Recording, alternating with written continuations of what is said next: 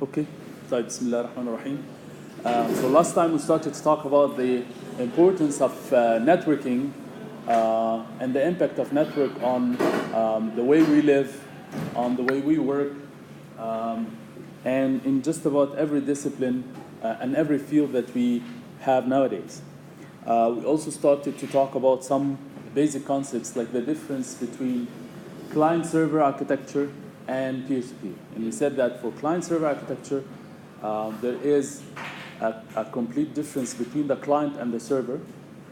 On the internet, the client is the one that's, first of all, it's lightweight, and it always initiates a service or initiates the communication to a specific server to get some service from it. The servers are usually very large-scale, fixed devices, and they are put somewhere to provide certain service, whether this service is like video streaming, like on YouTube, or file hosting, like any FTP server, and so on. And the client is the one that always initiates the communication to the server to get this service from it. Okay? So this is one architecture which lasted on the internet for decades until recently, when we started to have what we call peer-to-peer. The motivation behind peer-to-peer is that we want to be more scalable, even though it says here not scalable, but scalable in the sense that anyone who has any device, this device can be a peer on the internet, and it can provide service as well as acquire service from any other peer on the internet. Okay? But of course, it's not scalable in the sense that it cannot host huge amount of content. So for peer-to-peer, the content itself is distributed amongst thousands of peers. So this is the main difference. Okay, whereas for client-server, the servers are huge machines that host huge amount of content, and they provide this content as a service in different formats and in different forms to their users. Okay, for peer-to-peer, any of us have any small device, we can connect peer-to-peer and I missed the first part. Can you give us just a brief about... That's exactly what we talked about. We did not get to today's class. So last time, all what we have talked about is that we have briefly talked about the importance of networking on our way of life, okay, which is just general discussion here. And the conclusion is networks and networking, it touches every single discipline and every single field that we have nowadays. Okay, and then we started to talk about basic concepts, and one of these basic concepts is what we call client-server versus peer-to-peer. So this is the very first basic concept that we talk about. And client-server and peer-to-peer are application level architectures on the internet that are used nowadays. They are integrated together on the internet. So on the internet, you will find millions of servers, like YouTube servers, WhatsApp servers, and these servers we connect to as clients. We connect to get to acquire this service. Whereas peer-to-peer, like BitTorrent, all the machines are equal. There is no distinction between server and client. Each peer acts as a server and client at the same time. Okay? Simultaneously, I can provide service or I can acquire service from anyone on the internet. We are all peers. Okay? And we talked about the advantages and disadvantages of peer-to-peer. It's easy to set up. I don't have to pay very high cost or set up very big infrastructure in order to set up a peer. A peer is like any small device can act as a peer. Unlike servers, which are usually very large scale and they require very special handling in terms of a setup. And it's decentralized, of course, and as we said, the content itself is distributed amongst all the users on the internet. And that's a challenge in terms of from where I can fetch the content. So now the content is distributed, is disseminated across all the peers. Okay, so and that's why it was a challenge at the beginning to use peer-to-peer. But later on, the research found a way to try to, although the content is distributed, but because of the very fast networking infrastructure, there is a way that I can see all these contents as if they are on the same big, humongous server. So that's the importance and the advantage of peer-to-peer. So today, inshallah, we're going to talk about a new topic, which is LANs and WANs. And many of you are familiar with the difference between LANs and WANs. So, the components of a network, they are categorized as in three categories. Okay, so we have devices, and these devices are either, as we will talk about in a minute, these devices are either like end devices or terminal devices, like our laptops, iPads, phones, things like that. These are end devices which are usually used by the user directly, and they are the interface of the user to the network. So the user uses these end devices to interface and acquire services from the network. Okay, or infrastructure devices. Okay, and there is the media.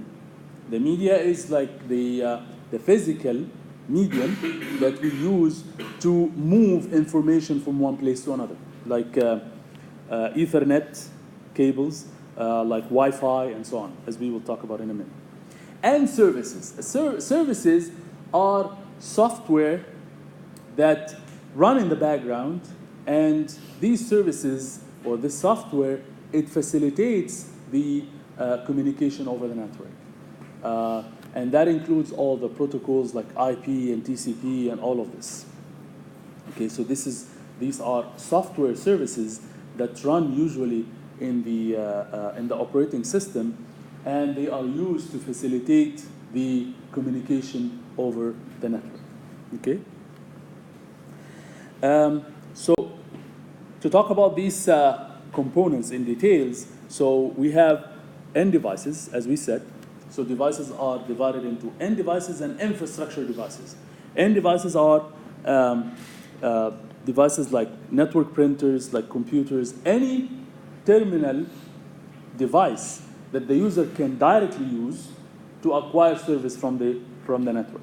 Okay, that includes network devices, VoIP phones, endpoint, telepresence endpoint, security cameras, any end device, or طبعا includes laptop, cell phones, iPads, things like that. Okay, so these are used by the users to acquire service from the network. And we have infrastructure devices. These devices the users does not see.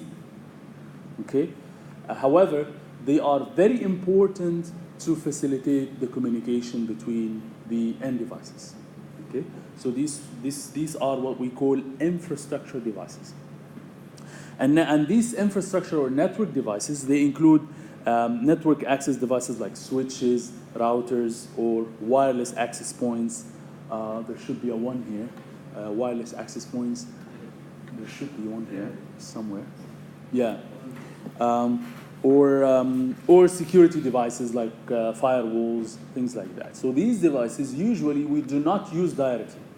Okay, the user does not use directly, but they are very, very important to facilitate the back-end operation of the network. Okay, unless we have a switch somewhere, we cannot connect to each other. The devices that we use cannot connect to each other. So unless we have a switch or wireless access point or a router that we all connect to, we cannot have device-to-device communication. Okay, type. The network media, we have different types of media, and each medium has certain characteristics.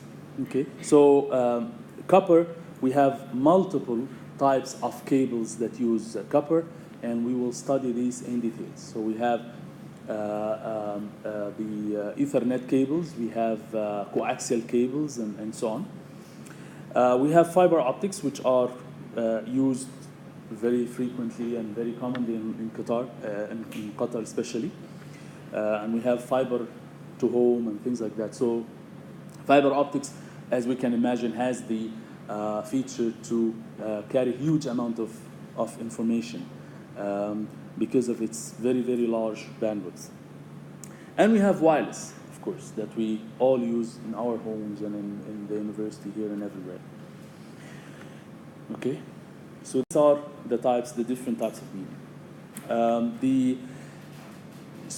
In order for us to simplify the dealing or how we deal with these devices, whether end devices or network or infrastructure devices, we use some symbols. And these symbols you need to familiarize yourself with, okay, because we are going to use these symbols very, very frequently throughout the course.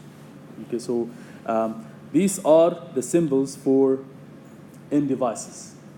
So you have computer that looks like this, you have laptop, printer, telepresence endpoint, wireless tablet. These are end devices. And more importantly, the infrastructure or the network devices, they look like this. So you have a switch that looks like this, and you have wireless router with the antenna or wired router. Okay, so that's the symbol for switch and routers. And these are the most important ones, these three. Because we are going to use them very frequently. Even in the exam, you will see that a topology of a network, and you need to identify where is the router, where is the switch, because this will help you to understand how the network works. And we have the media, the different types of media. So this is the symbol for wireless, and this is the symbol for a LAN medium, which is usually an Ethernet cable.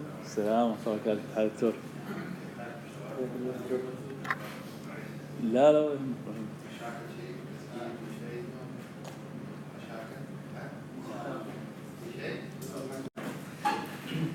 Okay, so as we said, we have the wireless routers, and we have LAN switches and router, and for the media we have the wireless symbol that looks like this. So this indicates that there is no physical cable. Okay, this indicates that this is wireless.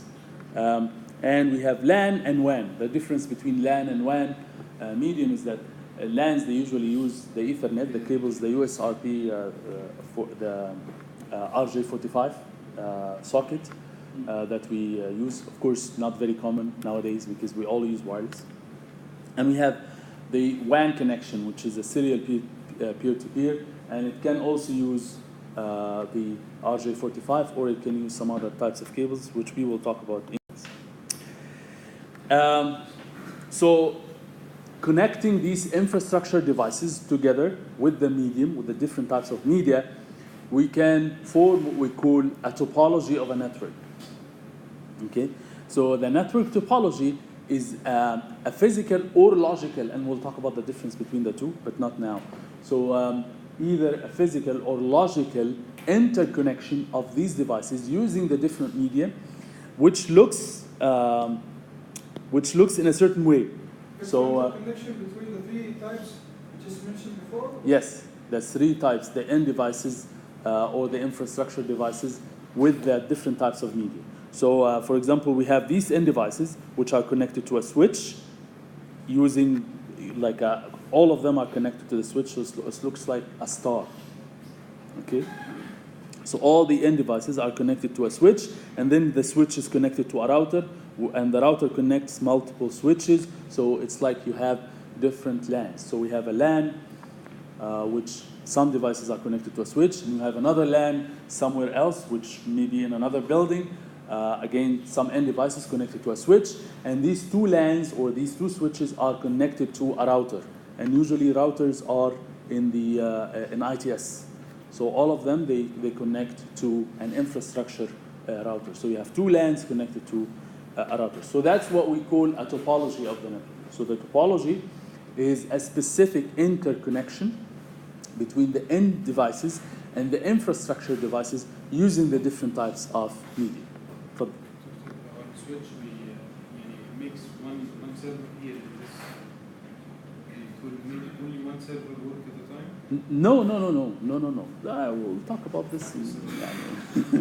We'll talk about this in great details later on. And of course, it can, different devices can communicate at the same time, no problem. But we'll see at the same time has some details to it. We'll talk about it. هاي ما راح يقلل الافشنسي والسبيد لما نحط آلة السويتش ونوصلهم كلهم مع بعض. That's a very important point. Depending on the topology actually dictates the type of communication that you can do, whether, as you said, concurrent communication or separate communication. It can dictate a specific speed, because if we can talk at the same time, then each of us can communicate with very high speed, versus if one of us can talk at one point in time, then the speed has to be divided between different devices, which lowers or reduces down the speed of each device. And that again depends on the topology, how these devices are connected together. And again, we will talk about this in great details later on. Okay. So having said that, we have two types of networks. We have LANs, or local area networks, and we have WANs, or wide area networks. There is a third type, which is what we call, or other types, which is what we call metropolitan area network. And usually this is not very common. Metropolitan area network is like an interconnection of LANs that covers like a building or something. But usually we commonly call it WAN, or interconnection of LANs. And we have wireless LANs, of course. So while the difference between LANs and wireless LANs is that wireless LANs use wireless. That's the only difference, okay? And we have storage area network, which is totally something else that we will not talk about in this course. So now the difference between LANs. So a LAN, or a local area network, as the name suggests, local area network are interconnection of n devices, which covers a small geographical area. A small geographical area, okay? So the local area network covers like this LAN. So usually you have many devices connected to a switch. So that's a LAN, okay? And because the switch has to connect using cables, physical cables, with these devices, so the switch together with the end devices have to exist in the same geographical area, okay? So that's what we call a LAN, or a local area network. So if we connect to a router is usually used to interconnect multiple LANs. A router is usually used to interconnect multiple LANs. In other words, very commonly, and in almost all cases in our course, a LAN is terminated by the switch. Okay, so this switch is very commonly used to represent the fact that this is one LAN. Okay, if I connect this switch to a router, this means that this router will connect it with another LAN in another location, maybe in another lab or in another building or something like this. احنا ليه ما ينفعش نستخدم سويتش؟ ما ينفعش نستخدم ايه؟ سويتش بدل الراوتر. يعني نعمل كونكت تو لانز بس سويتش مش هينفع. لا, usually if you connect it, and we'll talk about why. Usually if you connect two LANs with a switch, this means that both of them are one LAN. Because as we will talk about, switches, they form what we call single broadcast domain. And because of the characteristic of the switch, which we will talk about in details, if you connect two switches like this with another switch, this means that all of them are one LAN. Okay? Because of the nature of operation in this type of network, which we will talk about. However, router is like, it looks like pretty much like a roundabout. You know, the roundabout. So when you get to a roundabout, you can go this way, you can go this way, you can go. There is some kind of a routing which is a higher layer. And again, these things we'll talk about in details. So WANs, or wide area networks, is simply interconnection of multiple LANs. So this one is a LAN, which uses a switch here, and this one is a LAN, Okay, and this one is a WAN because it connects both the two LANs. Or طبعا it can be two or more. Doesn't have to be exactly two. What is the ultimate or the biggest WAN? Is the internet. So the internet is a WAN, but it's a very large, wide area network that interconnects all the LANs on Earth. So that's what the internet is. So if you have another LAN connected here to this one. To this one? Yeah. Like this? Yeah. Can this LAN access this one? It depends. If you connect them using a router, so all of them are WAN. This is a LAN and this is a LAN. Two separate LANs. If you connect them using a switch, this means that this whole thing is one WAN, is one LAN, sorry. It's one local area. This one can connect to the first one. This one Yeah. can connect to This one. oh the other one. Other one. Uh-huh. Can connect to the first one. Yes, it can. But again, if it connects, no, there is no. بالعكس. We'll talk about the advantages and disadvantages of this. Again, if it connects to this LAN using a router, this means that this is a LAN and this is a LAN. If it connects using a switch, this means that this whole thing is one LAN. And if this connects to a switch, this means that the three of them are one LAN. Sorry about the mess, but anyway, the LAN is terminated when you see a router. Once you see a router, this means that this is one LAN. Okay? And as we said, the ultimate WAN is the internet. So the internet is an interconnection of millions of local area networks, which form together the internet. And of course, the internet that has some big advantages, which we will talk about probably next time. Right. Another very important concept is what we call the intranet and the extranet. Well, we talked about LANs and WANs as local area networks, which means that LANs, they cover small geographical area. And geographical here is a keyword, is a very important word. All of the devices, they exist in the same geographical location. Okay? Type. If we talk about a company like Microsoft or IBM, something like this, these international companies, they have branches which span all over the world, right? So these branches, they need to communicate together. If not only do they need to communicate together, they need to communicate securely. I cannot just see the code of Windows on Microsoft branch. So these branches, although they are distributed geographically, they have to have a closed network between them. Okay, of course, physically they have multiple LANs which are connected together, but logically they need to connect all these branches in a network. And this network, by the way, physically exists within the internet. However, logically it's hidden from the internet. مفيش broadcast, there is no traffic that goes from this network to the internet or the other way around. So they have to have a hidden closed network which provides secure communication between distributed branches. Okay, so it's not geographically in one place. These branches are distributed geographically, yet they need to communicate securely.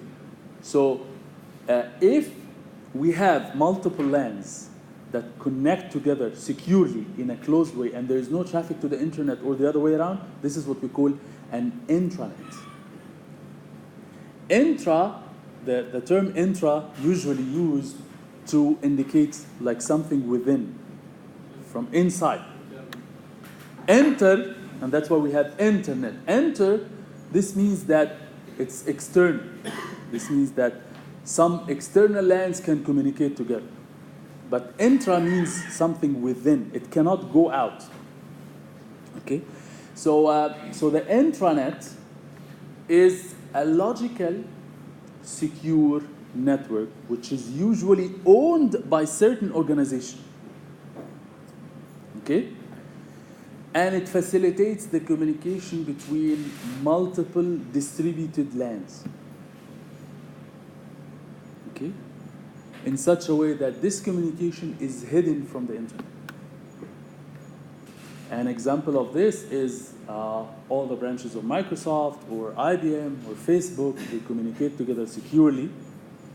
So there is no traffic that goes to, of course they have some servers and stuff which is exposed to the internet because that's how they make money. But I'm talking about inside the company itself, they need to have secure communication in a closed, secure way which is not exposed to the internet. So that's what we call intranet. Usually, intranet is facilitated by multiple technologies, and one of them is what we are familiar with, which is VPN. So VPN provides this, it's like it provides logical pipe between multiple LANs, and this logical pipe is hidden from the internet. And we use VPN very commonly, right? Many of you, we use VPN. When we use VPN, we have this logical pipe that's hidden from the internet. So nothing that goes in this pipe is exposed to them. Nobody can see it. It's encrypted, secured, and nobody can see it. Okay? And this VPN, it provides communication between end-to-end LANs or end-to-end networks. So this is one of the technologies. Of course, there are many other technologies, which I'm not going to go through now. But this is one of the technologies that makes intranet possible. So again, the intranet is a group of interconnected networks, which usually owned by single organization. Okay? And the communication between these networks is hidden or not exposed to the internet, which means that it's secure and it's not exposed to the internet. Extranet, as the name suggests, it's external. But what is the difference between extranet and the internet, the normal internet? Well, extranet is still secure. So extranet is the next level after the intranet. So as we can imagine, there is, again, some type of interaction between like Facebook and Microsoft, or IBM and Microsoft. Okay?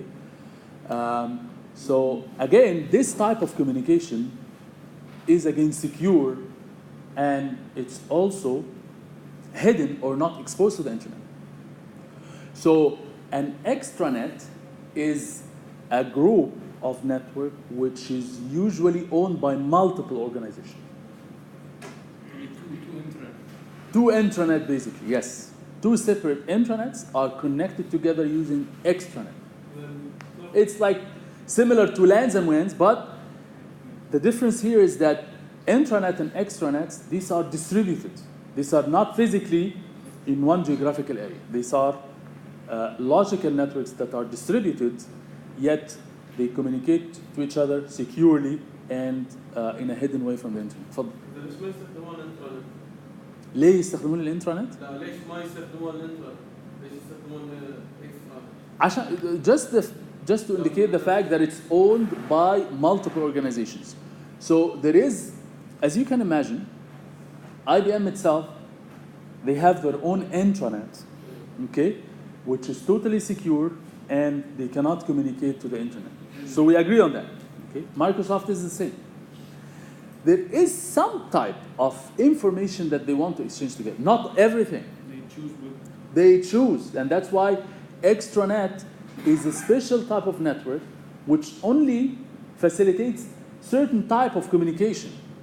It's not that all the traffic on the intranet here can be exposed to all the traffic on the internet. Otherwise, we have a big problem, right? So extranet is a group of interconnected networks which are owned by multiple organizations, and they facilitate certain type of traffic, not all the traffic on the intranet. And again, extranet is not exposed to the internet. Again, it provides some secure communication, which is not exposed to the internet. So we have intranet, extranet, and we have the internet. So this is, so you can think of it as this is very much secure, very close, very hidden. If you connect multiple of them together, you have extranet, which is also secure, but it's less secure than the intranet. So some traffic needs to be communicated between the intranets together. And you have the internet, which is exposed to the internet. So when we expose ourselves to the internet, this means that there is a risk of attacks and so on and so forth. And it's your responsibility to protect yourself. Okay. Any confusion about the difference between the three definitions? Okay.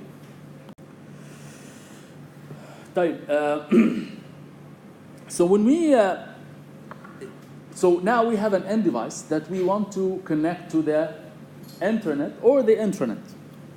Okay. So we have different ways of connecting this device to the internet. So we have what we call, so how can we connect a remote device or a device to the remote internet? So we have, nowadays we have many ways. We have what we call digital subscriber line or DSL, and we used to use DSL before. I'm not sure if you are familiar with that term, because nowadays we have fancier type of services, but I think it's still being used in Qatar now. So a digital subscriber line is actually a service that connects an end device through the telephone line. So basically, you connect your end device using the telephone line to what we call a modem. A modem connects to a router and then connects to the internet. It's an old type of service, but it's still being used. And as far as I know, more than 80% of the service provisioning in the States, or especially countries that have very, very wide areas. Because the beauty or the advantage of Qatar is that it's small, so you can use very sophisticated technologies like fiber optics, and the cost is not that huge, right? But if you want to cover the States, or if you want to cover big, huge country using fiber optics, good luck, the cost is huge. So, so that's why DSL is still being used, because it's very, very low cost. Very low cost. The telephone line already there. All you need to do is just connect a modem, which separates the telephone calls from the traffic on the internet. That's all you need. And it has, of course, it has limited speed and all of this. You can also connect to a LAN which is connected to the internet, which is what we do here in the university. So if you have any laptop and you connect it to an Ethernet cable, what happens is that your device connects to a switch, and this switch is connected to a router that exists in ITS, and this router connects you to the internet. So that's another way of connecting a remote device to the internet. Or cellular. Cellular is like our phones. Our phones connect to the internet using cellular, which is wireless, of course, and that's why we have the symbol. And then we connect to the cellular infrastructure, which is the huge towers, the base stations that we have on the streets. And this connects us to the internet using data plans and stuff, and we have to pay for data plans and so on and so forth. Or we have satellites. Of course, satellite service is almost not used nowadays. It's very uncommon, but it's another type of methods that we used to use back in the past to connect to the internet, and especially in remote areas and things like that, because satellites are, the satellites are over there and we can connect from anywhere. But the problem here is that, again, because of the delay, going all the way to the satellite and coming back to Earth, the speeds that we can use is very, very low. And that's why it's not very common nowadays, because we are blessed with very high speed types of services. And we have the dial-up phone, which again uses some kind of a DSL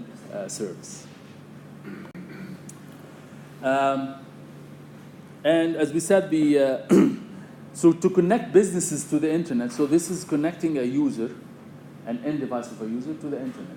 Businesses usually, again, use similar type, but usually they use dedicated lease lines. And these dedicated lease lines, again, they are some type of DSLs, but these lines are very high speed.